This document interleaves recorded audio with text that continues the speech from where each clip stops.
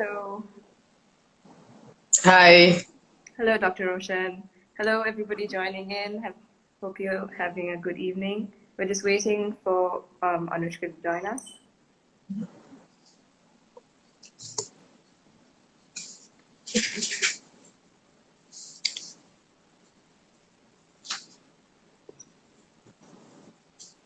Dr. Roshan, while we're waiting for Anushka, I feel like your camera isn't on. Is it on? Okay. Ooh. Hi, Anushka.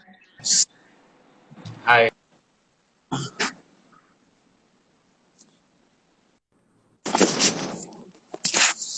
Okay. Oh, yeah, that's perfect. Yeah. Perfect. Yes. I think everything's fine now. Anushka, can you hear us? Everything's fine? Okay. Yes, Hello, I can hear you well. Can you hear me? Yes, we can hear you now. Thanks. Okay. I hope everything is audible. I hope, Dr. Roshan, you can hear us. And why don't we just begin? Before I'd like to start with welcoming all our listeners. Thank you once again for joining us on another AdvoChats. Today we'll be talking on a very prevalent topic, which is the IMF and the budget discussions that have been going around. I'm sure everybody's been very interested to know about it. So to tell us a little bit more about it, we have Dr. Roshan Perera, Senior Research Fellow at the Advocata Institute and Economist. And we also have Anushka Wijesinha, Economist and co-founder of a Center for a Smart Future. So I want to thank you both for joining us this evening. Thank you very much. So without taking any more time, I'd just like to pose a question and then we'll just get on with the conversation. So Dr. Roshan, Anushka, in terms of the IMF program, I just want to know how exactly do IMF programs work? And if you can elaborate on the need for an IMF program at this critical juncture that we're in Sri Lanka at the moment. Okay, shall I go? Okay. Yeah. So I started actually talking about why we need an IMF program, because I think there is a lot of misinformation in relation to that. So basically, the IMF acts kind of like a lender of last resort. It's like the central bank to the world, kind of, right? So Sri Lanka had got into this situation where we were foreign reserves, or the reserves, or the funds we needed to be able to purchase anything from our external partners, pay our debts to our external partners, or any obligations. We had basically run out of all our foreign reserves. So in a sense, we don't have any money to, or we didn't have any money to really engage with our foreign partners. In the interim, we had some, standby measures that were given to us by other, friendly nations to help us tide over this problem, but basically that was not a sustainable solution. So the IMF really comes in to help countries to get back on track, or to build their reserves again, to be able to continue to be able to trade with their partners, to be able to conduct trade and other bilateral relationships with the countries. But so while they give the funding for that, there is sort of a reciprocal something that's expected from the countries. So they don't just give you funds, just like a bank would not, you go to a bank, you've maxed your credit card. The bank is not just going to say, okay, we're going to wipe the slate and that's it. You can go back and do whatever you want. There is some kind of, they put in place a program, or together with the country, put in place some kind of program to be able to bring the country out of where they are, to put them back onto a sound footing, so that you can, stand on your own. So there is kind of a reciprocal obligation between the bank and the country. The fund and the country. So that's really what an IMF program is. Is the IMF comes in, they provide you with some kind of financing, but in return, the country puts in a program which helps it to come out of this crisis. Why does the IMF put in such a program? Basically because, and why does the IMF continue to sort of engage? Because want to make sure that the country uses whatever financing that is given to them, to the country, uh, to the purpose for which it is given, and also to help the country because they have the technical expertise, they have the technical experts and the country experts in these different areas to give us the technical assistance to help us in whatever area. So in Sri Lanka, I mean, basically there are usually an IMF program covers certain things, certain areas of weakness. So one is for because our macroeconomic indicators, if you look at them, they're at some of the worst in history. How to sort of turn around those indicators, so to put in the macro stabilization program, but also to undertake certain reforms. So that's kind of, very broadly, that's what I'm a program. I'll let maybe Anushka can elaborate some further on that. Yeah, I think Roshan captured a lot of it already on why this program is in place. I'll add one aspect of it in the context of the debt restructuring. So typically when a country has defaulted on its debts, as Sri Lanka did, you can couch it in any language you like, but in mid-April, we essentially defaulted. The role of the IMF in this kind of a scenario, and that's why this program is quite different to previous IMF programs, is because the IMF is coming to the table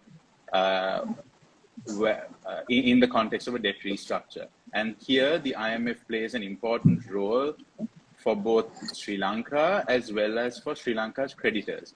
So just looking at so Roshan pointed out much about the Sri Lanka part, but the role and purpose in having IMF at the table is that the creditors, for instance, the private creditors, ISB bondholders, syndicated loan lenders, they are going to want to know whether Sri Lanka is going to get back on track, whether Sri Lanka is going to stick to the plan, whether Sri Lanka, even after a haircut, whether we will get repaid even the rest of the money.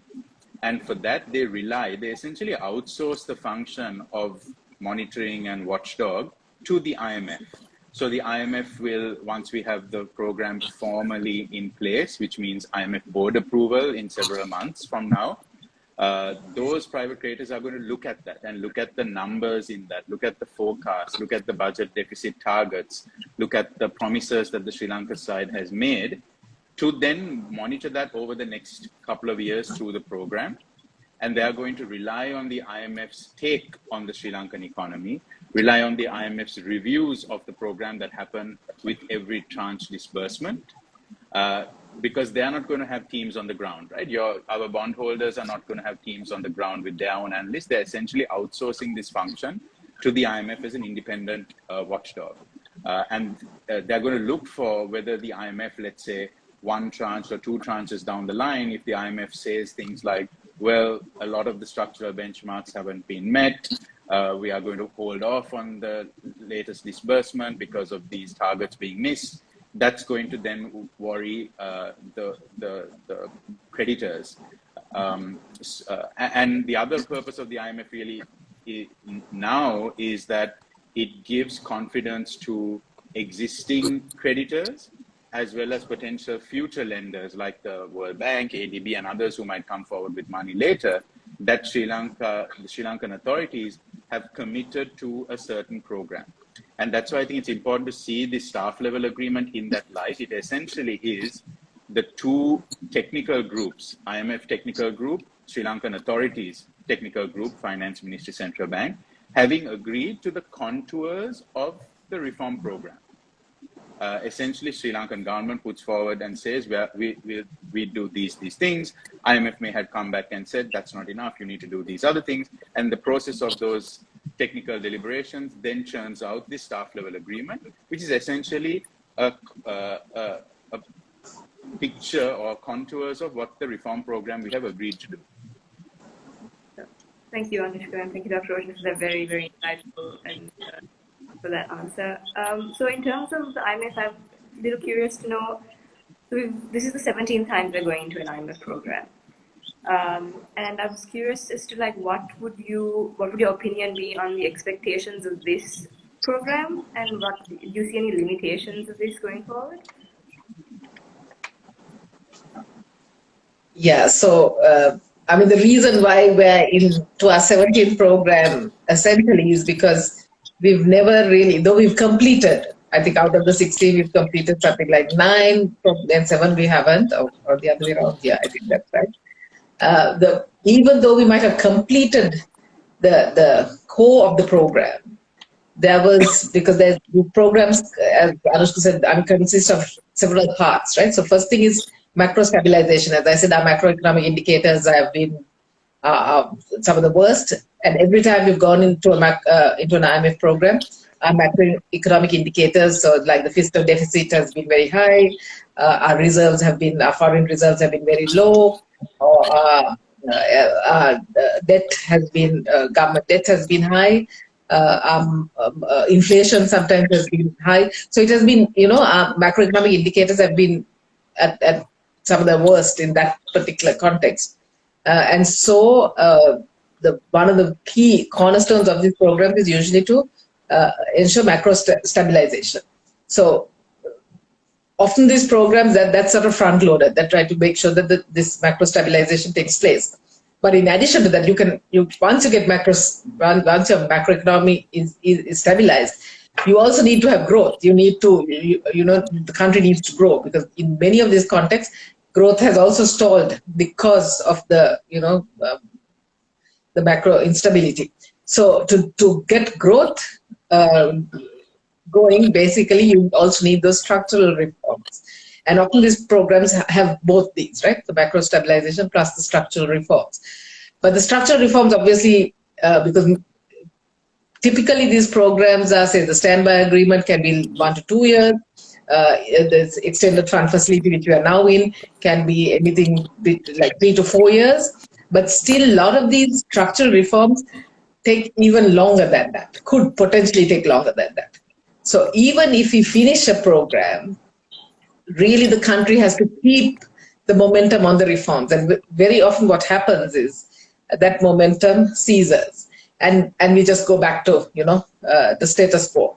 So because we have not really put in the real reforms that have been needed in the past, is one of the reasons why we keep going into this cyclically go back into an IMF program. So given we are in the worst crisis we've faced as a nation, as a country, the expectation is that we will push through and we will get these reforms done.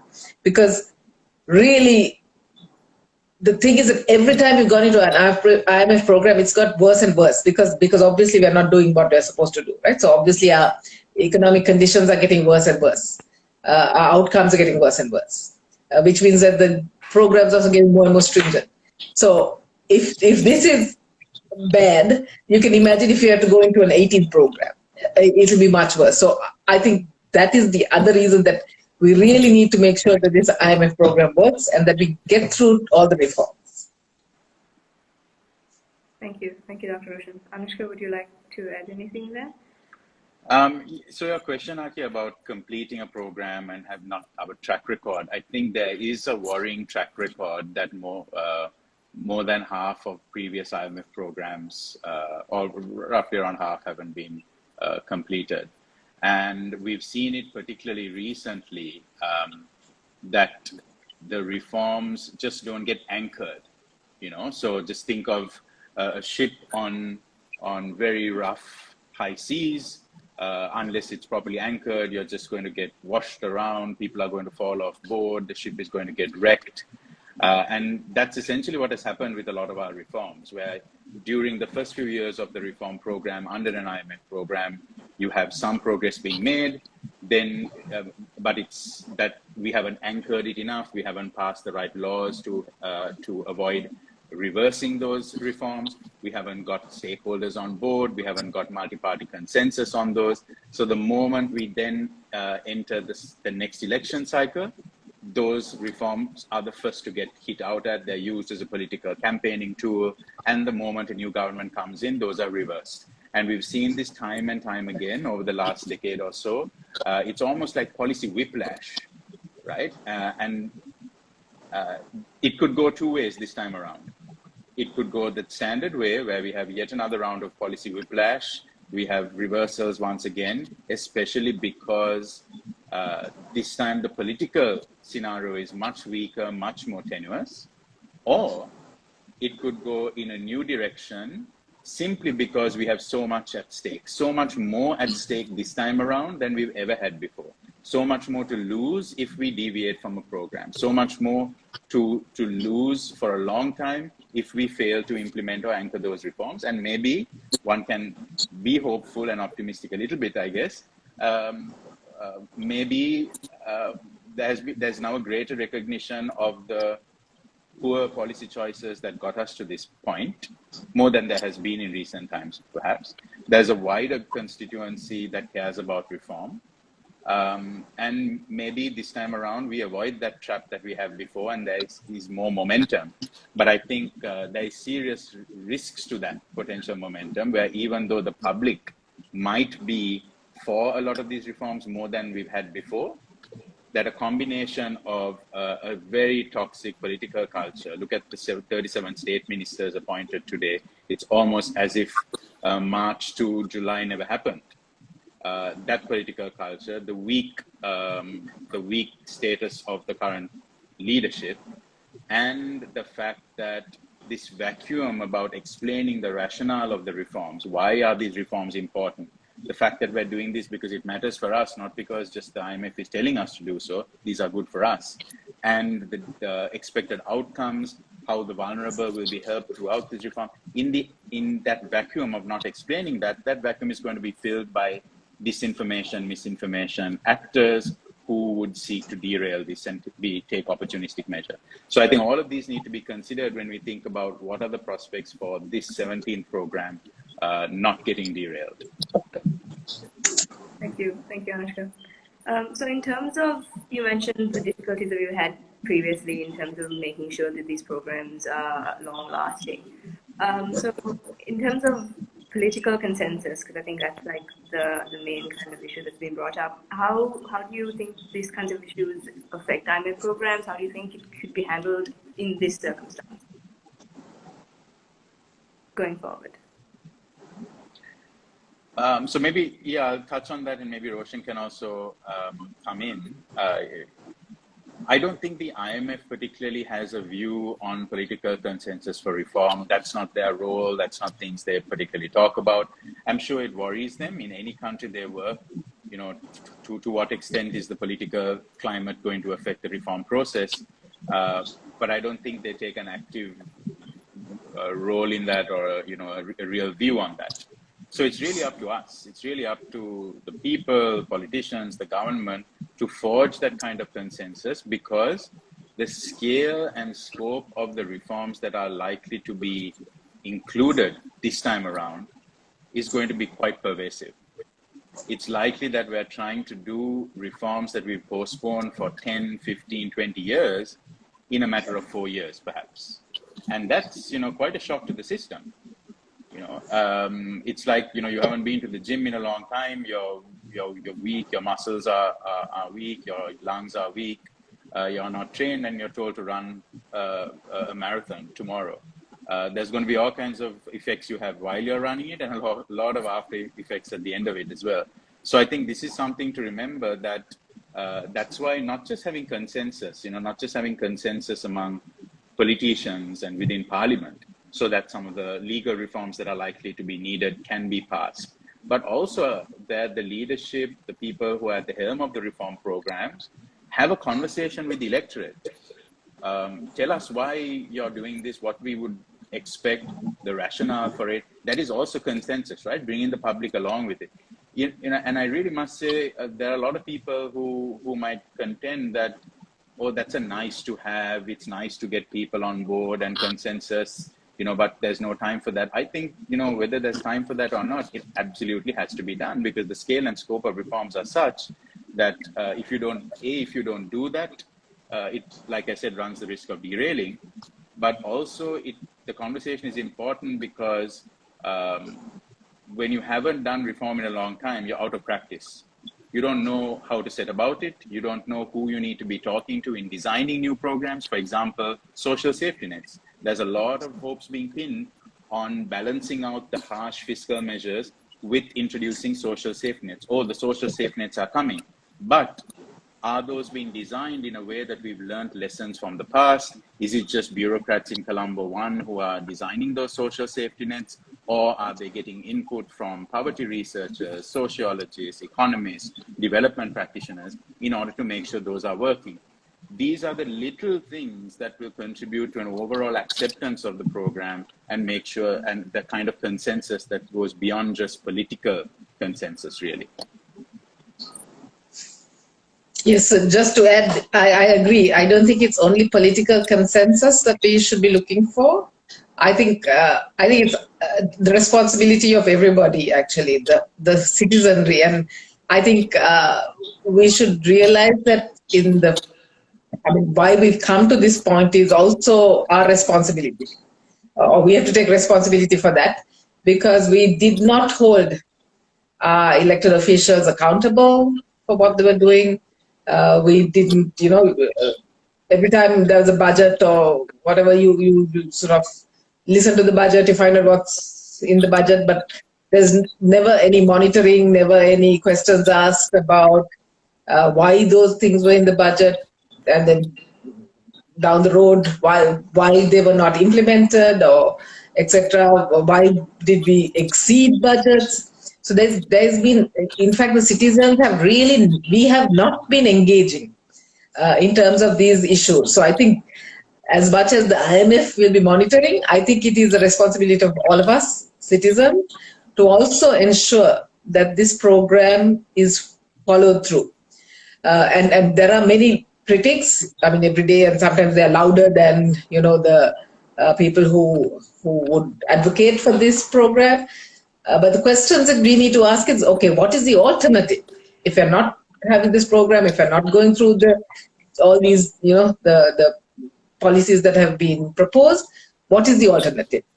And part of that question is really, what is it that we want to achieve? What is our objective? Where do we want to take this country? Where do we want to see this country? And for that, I think the young people, and I think there are many of you here in the audience or who are listening, it is your future.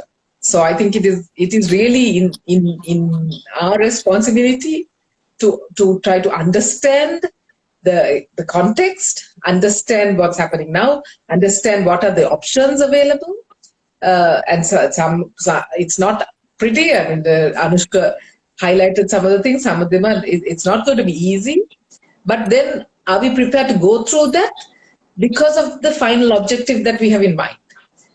If you're thinking about that, then it's kind of short-termism versus long-termism, and that's the problem with our country. We've always looked at quick fixes, short-termism, and then of course we go back into this cycle.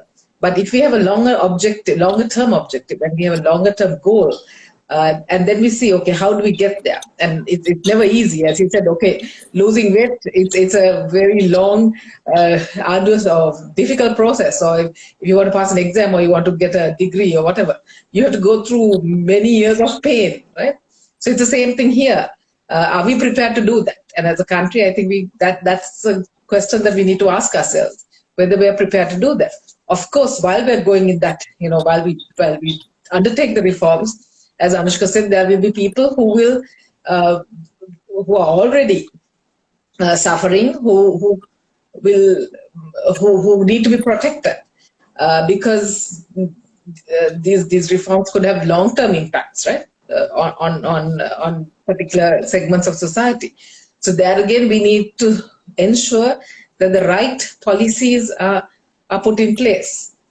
We can't have lip service of, yes, we're going to have a cash transfer system, we're going to have a social safety net, but it has to be meaningful, it has to be adequate. So all those things, these are questions we need to be asking as the citizens, because finally it's up to us, right, to make sure that the policies that are implemented are what is in the interests of the welfare of the entire population, and not just a small segment of the population. Yeah, thank you, Dr. Roshan. There's a lot of food for thought, I think, for the audience here today. So just backtrack a little bit and talk about the IMF program itself. So like you mentioned, the program does talk a lot about tax reform, increasing social safety nets, flexible exchange rate. But in terms of looking at other programs that we had previously and looking at the trajectory that we are in now, do you think there are any limitations with the current program that we are in? Is there any kind of outstanding elements that you think that are missing?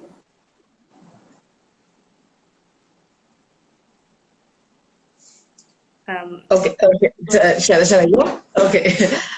So basically, if you look at this program and even if you look at the most recent two programs, 2016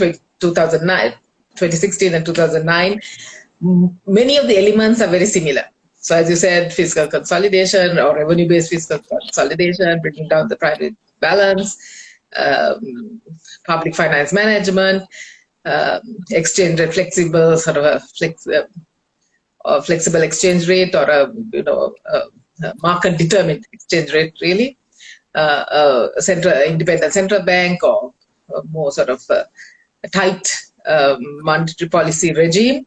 And financial stability. So all those elements were there in the previous programs. But I think Anushka mentioned, so one thing is definitely debt sustainability. In all the last programs, we were not in this, our debt was not deemed unsustainable, although it was precarious. We were in a precarious situation, but we were not, it was never unsustainable. So you got one extra element in the sense that we had to handle that debt and the sustainability of our debt, which is a huge issue really, which has an impact on the program itself. But the other thing that I think they have really highlighted in this particular one is in terms of corruption, vulnerabilities and improving fiscal transparency. So I think that is something, though they have always talked about fiscal management and public finance management, I think this very directly relates to the whole thing of corruption and in putting in place an anti-corruption framework because of the whole, we know the run up to this, so how we've kind of come into this situation, the whole expenditure programs, the infrastructure programs that led to a lot of this debt that was taken on in the last few decades. So I think that is something that is new. But one thing that I would like to say is I feel, okay, there's a lot of emphasis on revenue consolidation, but I feel that there's not enough of an emphasis on expenditure management. I think that is something that really should have been taken on because, okay, in terms of the expenditure to GDP, we may not be as much as many other countries. In fact, we are nowhere near a lot of our peers. But within expenditure, there's a whole lot, I think, that could have been addressed. We know the salaries and wages take up nearly 1/3 of the current expenditure, and of that, we know the military expenditure on salaries and wages, and also total military expenditure is so high. Given that we have nearly over a decade, the war has ended more than a decade.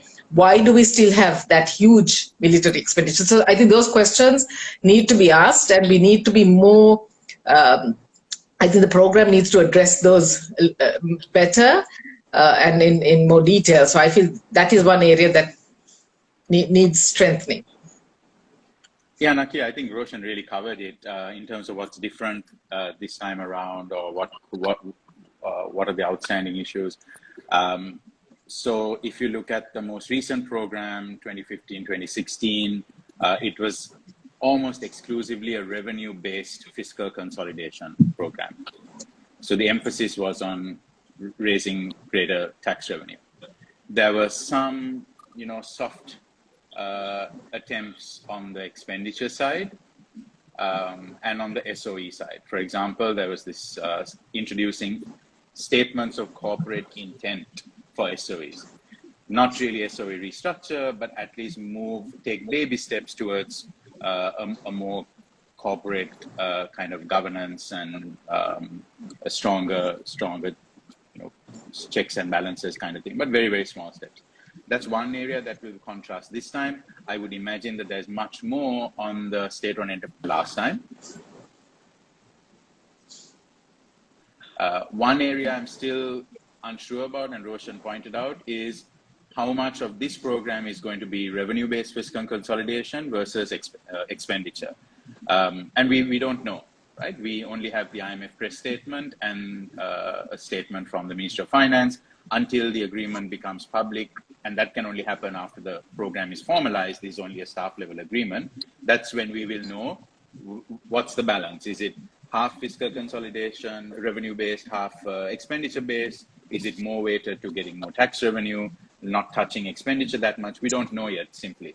But I would expect that the expenditure side also has to seriously be looked at and not taking, perfunctory, soft attempts at it.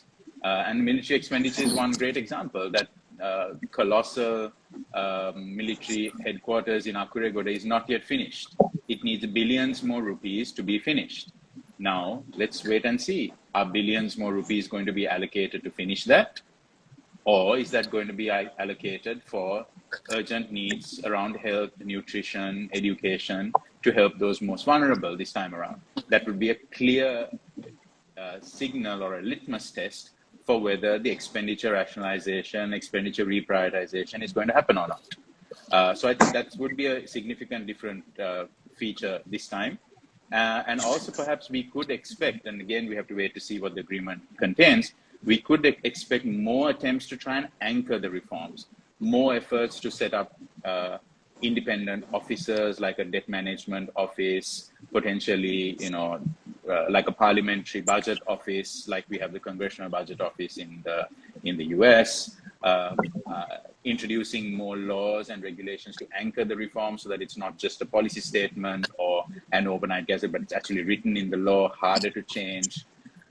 Maybe that would be part of this time's program as well. Thank you, Anushka, for that. Also, in terms of the interim budget that was recently, there's been a lot of talk about that. So in terms of us being currently in an IMF program and our relationship to the budget, both the interim and the future budget 2023, which will hopefully be around in November, where we'll find out more about that.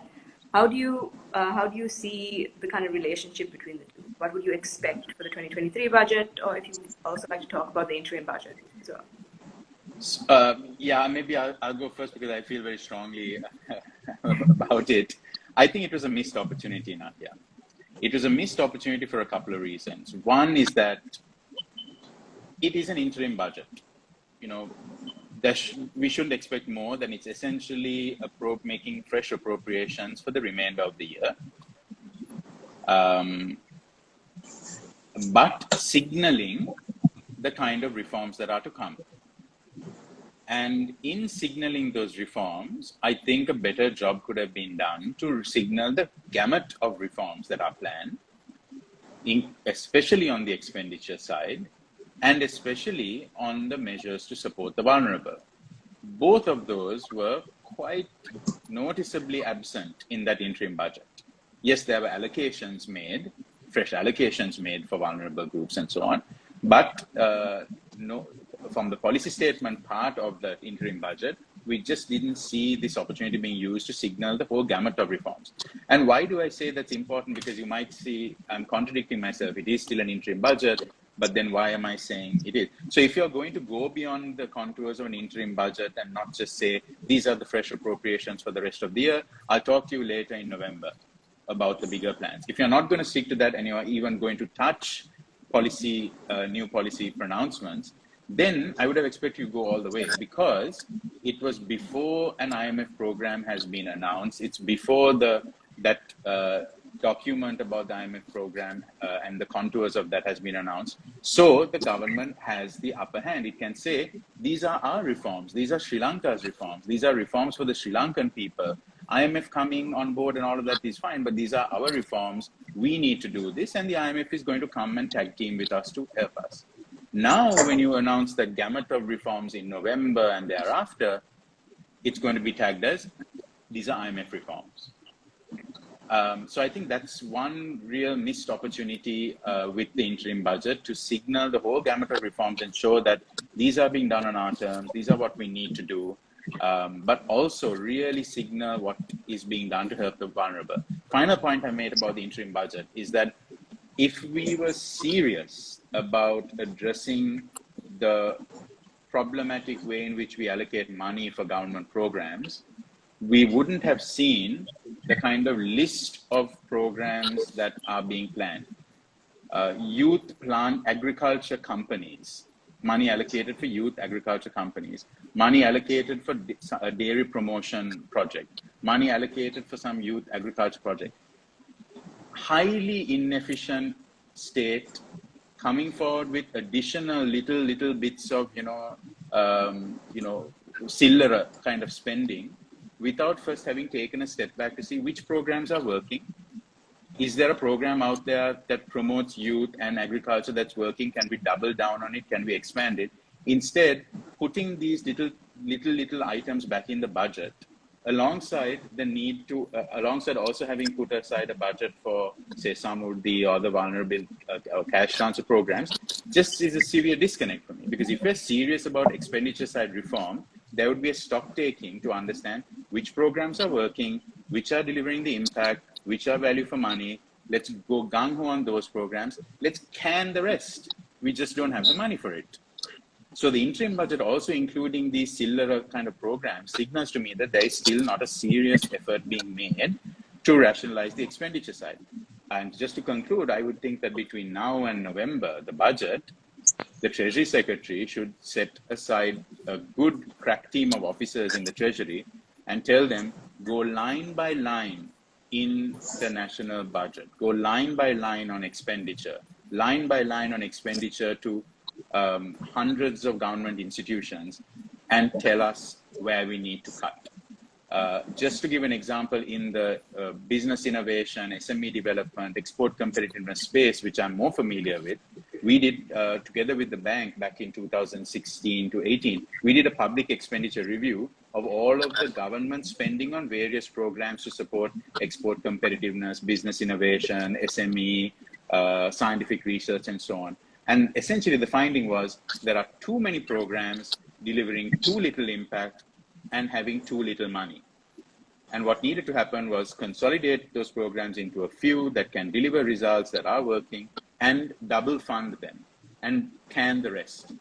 That needs to happen between now and November. Otherwise, again, we will potentially see in November the usual list where we see a whole bunch of tiny programs touching everything from dairy to agriculture to youth farming to, this and that, which we just can't. We don't have that luxury of money this time around. It has to be very focused.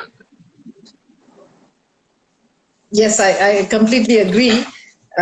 Basically, given that the interim budget was put forward just a few days before the IMF program, or IMF, staff level agreement was finalized, you would expect some connection, but there's a disconnect between the two, and you couldn't really see how the interim budget was in any way connected with this broad IMF program.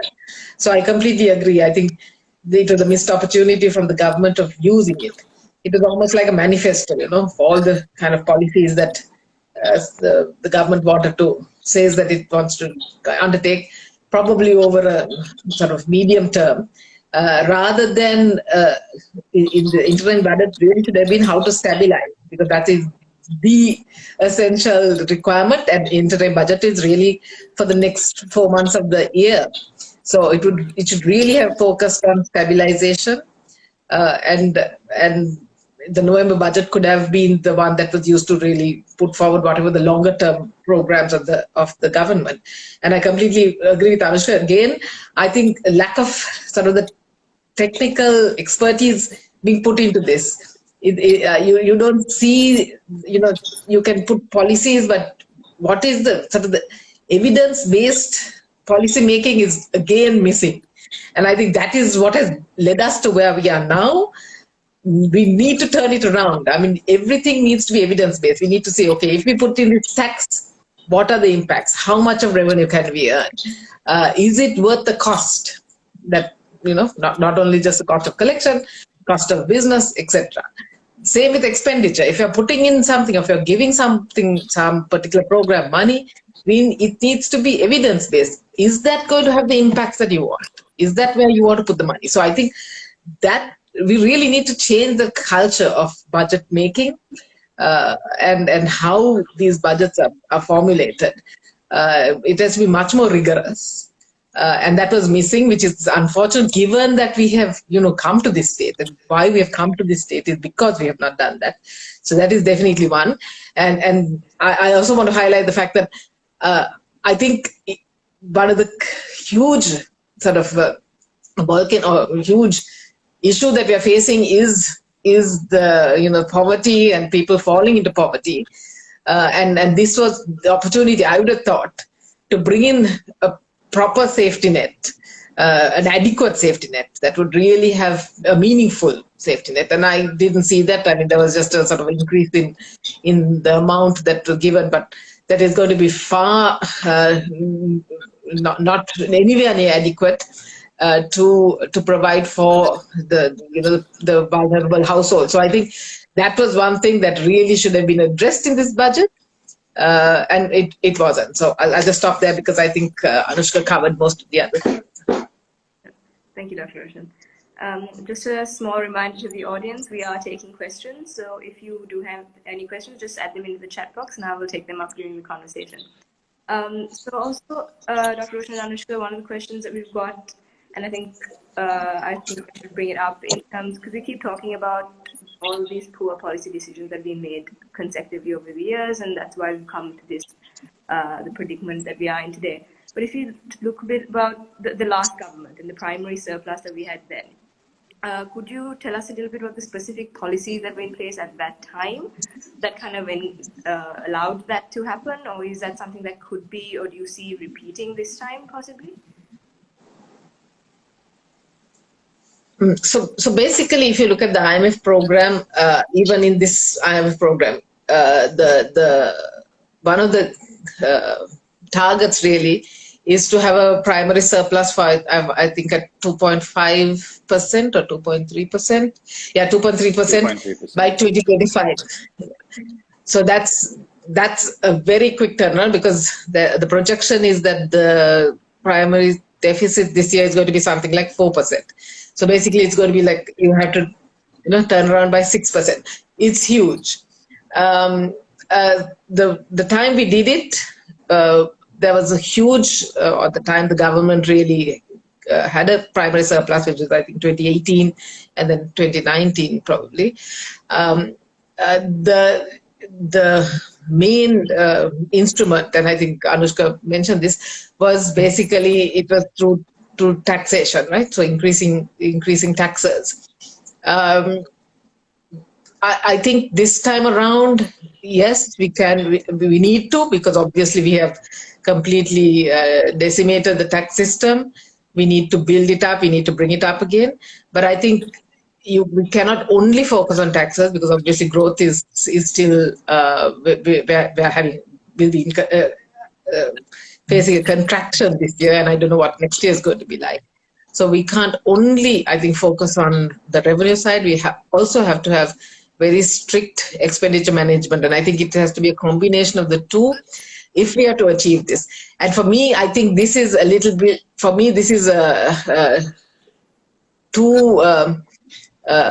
think these targets are a little bit too ambitious, because I can't see this 6% turnaround in such a short time. We don't know all the numbers, so we don't know, the sort of the pathway for achieving this. But I would say this is a bit too ambitious. I don't think many countries have been able to achieve such a turnaround. But if we don't do that, we're probably going to face other consequences, because then you might have our debt restructuring, might have to be even more, because the path to debt sustainability obviously requires a primary surplus, a quick turnaround in the primary surplus. And if you don't do that, we probably have to have even stronger debt restructuring. So it's a trade-off. I mean, we have to have one or the other, and maybe the pathway to this is the cost is less than the other. So until we really have the full program, I don't know, but I think that's probably the thinking. Anushka may add something.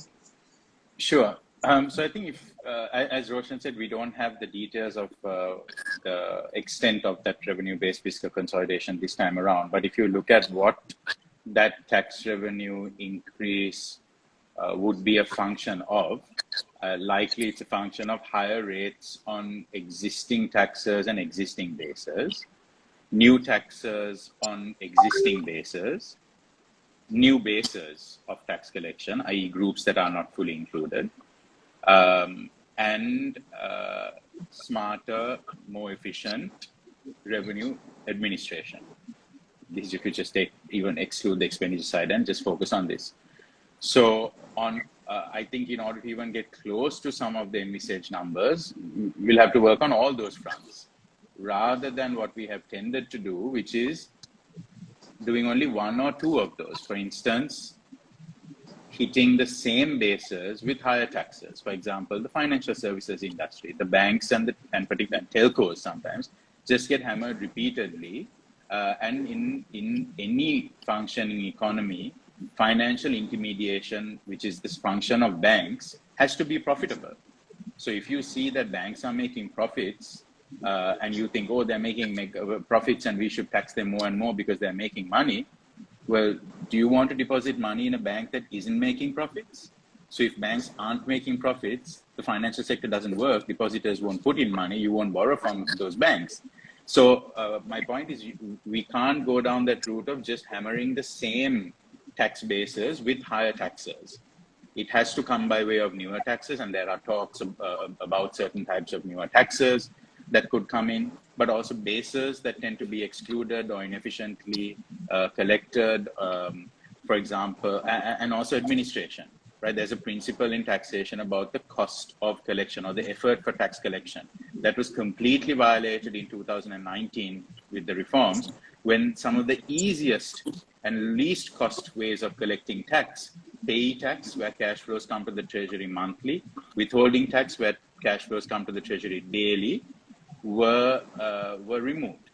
So that would be one part of ensuring easier collection, and also revenue administration reform, getting that more efficient. So I think in order to even get close to some of those ambitious targets, all these bases would need to be looked at, not even beginning to talk about the expenditure side. And I think if we are to get close to some of those numbers, the expenditure side will have to be not just on cutting stuff, but actually state-owned enterprise reform.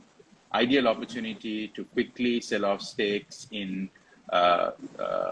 state-owned enterprises, including profitable ones, right? We keep talking about non-strategic state-owned enterprises like those idle hotels and mixed property development. That's fine. We might find strategic investors because of the location of those buildings to take them. But good investors are going to come only if we also offer up the profitable enterprises in Sri Lanka, not just the junk stuff that nobody's willing to buy. So I think there'll have to be a holistic approach to this SOE reform. And there are great examples done, for example, in Romania, not, highly developed, perfect economies. In Romania, when they went through crisis, they bundled a lot of SOEs into one special purpose vehicle and offered that entity for investors. So in that, you have a portfolio of loss-making, somewhat loss-making, profit-making, currently loss-making, but potentially profit-making, all into one. So investors are happy to take stakes in that vehicle. So I think that will have to be the approach, rather than trying to hive off one little stake on something here, one little land parcel there. I don't think this is the time for that, because the scale of the need on the cash side for the treasury is so high, and the opportunity and public willingness to accept this kind of reform is there for a short window. So why not be ambitious and pretty structured about it? Thank you, Anushka. Actually, we've gotten a question about SOEs that I'd like to bring up as well. And what they're asking is, there is, like you mentioned as well, there is a strong focus on SOE reform, and that's something that we've been talking about quite often. So the government has also expressed a strong commitment for reforms, including privatizing airlines. So will this be adequate, especially under a more strict IMF program? The question we're getting from one of the. Do you have a thought on that? Sorry, what did you say? The last bit of the question was, would it be? Will reforms will these SOE reforms be adequate, especially given now that that we're in this IMF program? So obviously, each of these elements on their own will not be adequate, and that's why you have this sort of comprehensive program. This is only one element, but a very important element, as Anushka just pointed out, because these SOEs have really been a drag on our economy, particularly, the larger SOEs. I mean, there are a few SOEs which have really been a drag on the economy in terms of the energy, CPC, CEB, Sri Lankan Airlines. So there are a few we can highlight as being have really brought created so many sort of inefficiencies in the economy, because the energy sectors, so CPC and CEB, are inputs. Basically, those are inputs into other industries. So when those are inefficient and their costs go up, obviously that cost feeds into other sectors of the economy as well. So I think that is one reason why we need to address the SOEs. The other one is, of course, the drag on the economy in terms of the financial side, because a lot of these SOEs are loss-making, and though some of them may be financed through the budget, most of them really, their debts sit on the balance sheets of some of our state banks, which then locks in capital of those banks, that they are unable to finance other more profit-making or profitable ventures. And their capital and their stability is also affected by that. So for that reason as well, I think it is very important that we address this whole issue of the SOEs. Plus the whole, the efficiency argument, I mean, or really the level playing field. Why, when the government undertakes business, often there are certain privileges or certain regulations that don't apply to government, that applies to private sector, or they have particular advantages that the private sector doesn't have, and then you don't have a level playing field, which obviously then creates unfair competition within that industry. For one is, take the Sri Lanka Insurance Corporation. When all the rest of the industry was asked to separate their general and life insurance, only Sri Lanka Insurance Corporation was allowed, and still continues, to have both segments in one institution. So, which is obviously an unfair competition, unfair in relation to the entire industry. In terms of regulation, there's always a favor. It favors government players versus the private sector. So in all those things, I think for that, it is necessary for us to address the whole SO issue. It's not that there is one size fits all, though, in terms of how you would deal with the SOEs. So that's why you really need to have experts addressing these, looking at these SOEs very carefully, seeing how to, you might have to bucket them, because there might be different ways in which you address these different SOEs.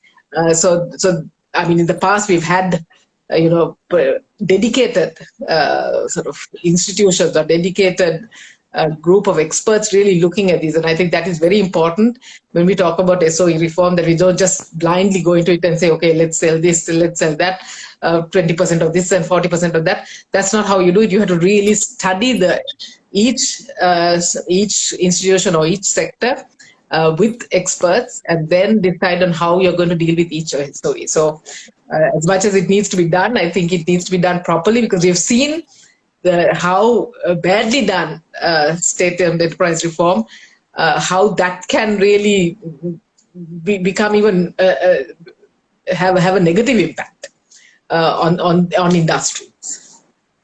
I think just to add a very quick point to everything Roshan said, on that last point particularly, I think just because you privatize a state-owned enterprise doesn't mean you get the kind of outcomes you'd want if you don't do it properly. You could end up privatizing it to a crony capitalist. You could end up privatizing it to a private monopolist, or there could be a private oligopoly that emerges. So that's why doing it properly matters, with a clear view of why. What is the objective function here? Is it about profitability in terms of dividends to the treasury while getting efficiency for consumers? Or is it simply about getting cash in? The objective function being clear will then dictate the approach that you take.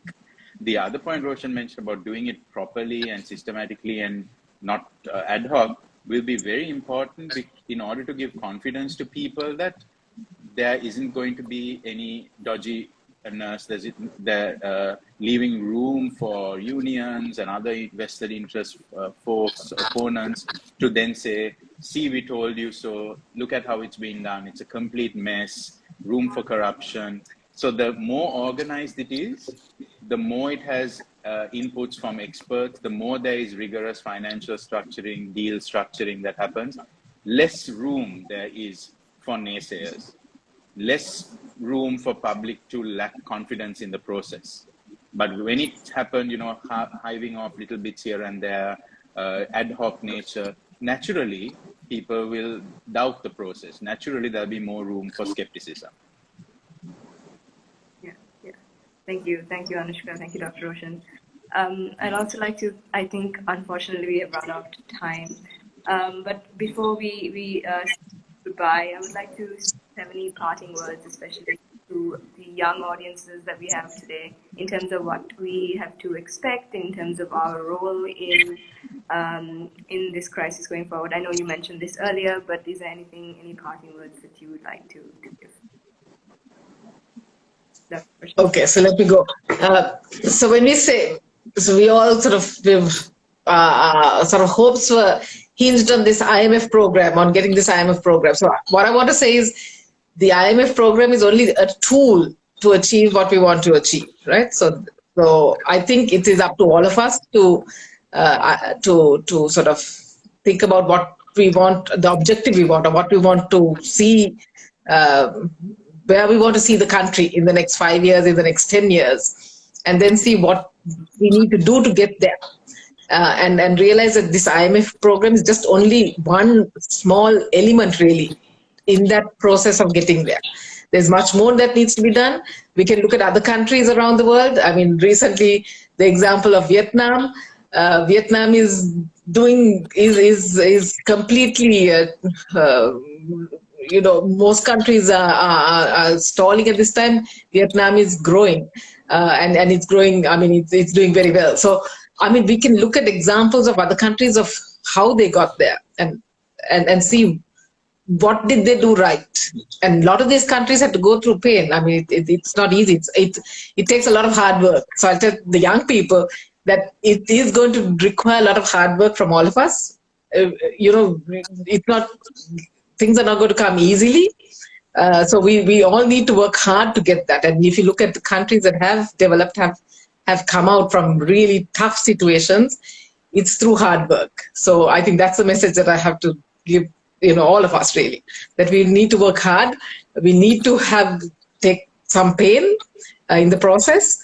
But if we have, imagine, or we can imagine a better country and a better future, I think it's worth that effort. And then, so that's the message I'd like to leave with you. From me, I think the message to all of us, I guess, is first is, let's go beyond the headlines. There's going to be a lot of headline grabbing, reductionist stuff that comes out over the next few months about the reforms. Let's all get a little more rigorous about trying to understand it a bit better, peel back the layers a bit. If we don't understand it, ask someone who knows about it. That person may not be on Twitter because, not everybody who's an expert is necessarily on Twitter, but ask someone and connect with someone and try and understand the issues, because now is not the time for superficial understanding, it can be very dangerous. So let's all try and get better understanding, go beyond the headlines. The second message, I think, would be, let's stop calling it the IMF reforms. These are our reforms. These are reforms to make Sri Lanka a better place to live, a Sri Lankan economy that is stronger for all of us for many years to come. Let's call them Sri Lanka's reforms. And in that spirit, who should we be then holding accountable to deliver those and make sure it's on the right path? The Sri Lankan authorities, not the IMF. The IMF is not accountable to us in the same way the Sri Lankan government is. So if we feel that there isn't enough engagement about the pathway for reform, that the policy making is too insular and not inclusive, that there needs to be more consultation to better design a particular reform area, or that the government is slipping up or straying, we need to hold not the IMF accountable necessarily. We need to hold the Sri Lankan government accountable, the same way in which the People's Protest Movement held politicians and government accountable. We need to do that this time around as well, and really stop calling it the IMF reforms, because then it's easier for us to blame this other entity that flies in from Washington and say, oh, they are the ones pushing it. These are our reforms. If we don't do it, we are screwed. And we need to hold our people accountable, not pass the buck to someone else like we keep doing all the time. So that would be my message. Thank you, Anushka, and thank you, Dr. Roshan, for very inspirational last few words there. And I'm sure our audience today, and I appreciate all the explanations and all the insightful answers that were provided. Unfortunately, I think we've run out of time for today's discussion, but for our audience today, the session will be available on our social media platforms, and do keep following us for more conversations like this. And Anushka and Dr. Roshan, thank you once again so much for taking the time to educate all of us on these very important topics. Thank you so much. Thanks. Thank you. Thank you. Have a good evening. Bye.